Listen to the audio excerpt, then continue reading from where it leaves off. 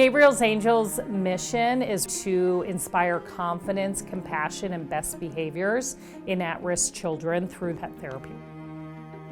We are so thankful that you came to us wanting to support this amazing, unique work that happens in the state of Arizona.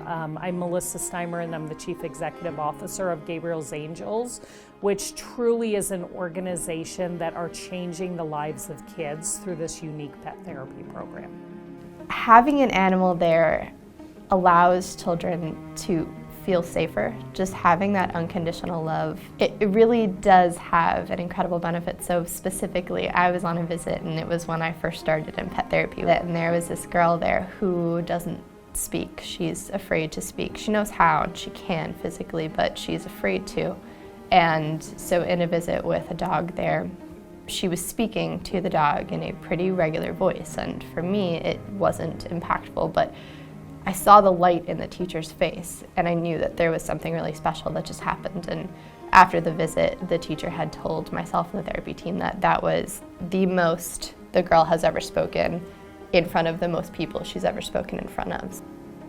Things like that happen on visits regularly. My name is Dianne Alexander, and I've been a volunteer with Gabriel's Angels for about 8 years now. And this is my partner in crime, Ella, and she was meant to do this work. She just loves it, loves working with kids, and we have a good time. So we started the Gabriel's Angels program with the Frank and Edith Morton Boys and Girls Club about 10, 11 years now ago with Jill and Gracie.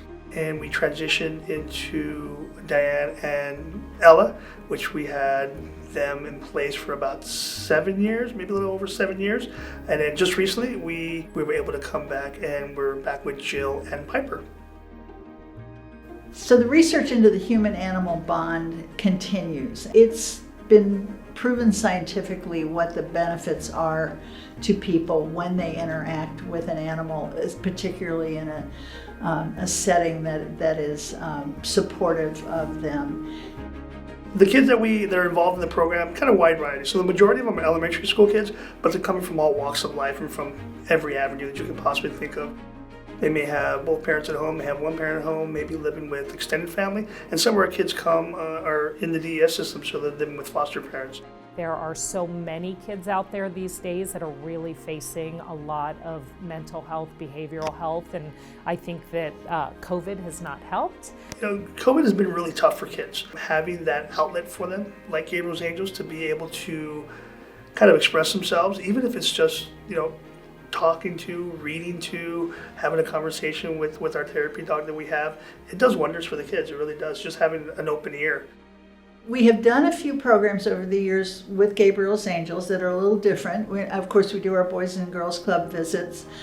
We've also done the individual intervention program. These are kids who are working with a counselor. And in one case, it was really great because the counselor and I really became a team. And we would talk about what her plans were therapeutically for the kid, and I would plan an activity then that we would do with Ella that would support what her plan was.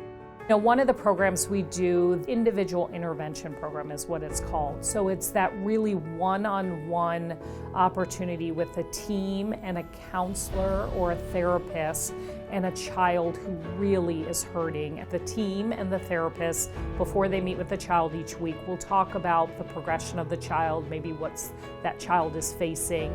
Well, Michelle had already left for a session one Friday, learned that this girl had had some dental work done, really was just on edge, and in fact really kind of went into a mental spiral, and unfortunately began to cut herself. When she got there, the girl was in restraints. She did her evaluation, and it was emailed back to Michelle after she left, and she had the happiest of face and said, "I wasn't doing too well today, but when Camus came, it made me feel that much better." So we know that this works. I mean, that dog made all the difference in the world. This girl. It's always good to be able to come into the clubhouse and just be a kid and just be here at the clubhouse and participating in our programs, participating in Gabriel's Angels, having that moment with our therapy dog and just be there.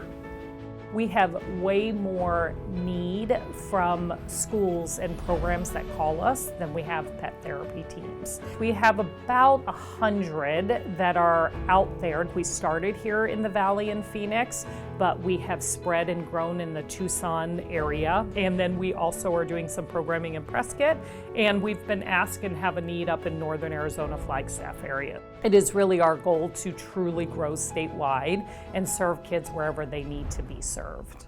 I truly believe that this is an organization that can make a big difference in children's lives, and I would love to see, and why I feel so deeply, that more teams, we need more people who are willing to do this work, because it's such amazing, lifelong, effective work, I think, for these children. What inspires me about this is that element of having a pet in any type of visit, any interaction with a kiddo, can really be that tool to breaking through, making more of an impact with that child. When you have an animal or a pet there, it really just takes down that wall. So a lot of kids that are in the programs that we work with, they've built up defenses, they've built up walls, and they're not so easy to let people in. So you're just another person who's coming to try and make an impact on that person's life. But when you come in with a dog or an animal, it's just those defenses fall, and there's so much more room for learning and growing opportunities.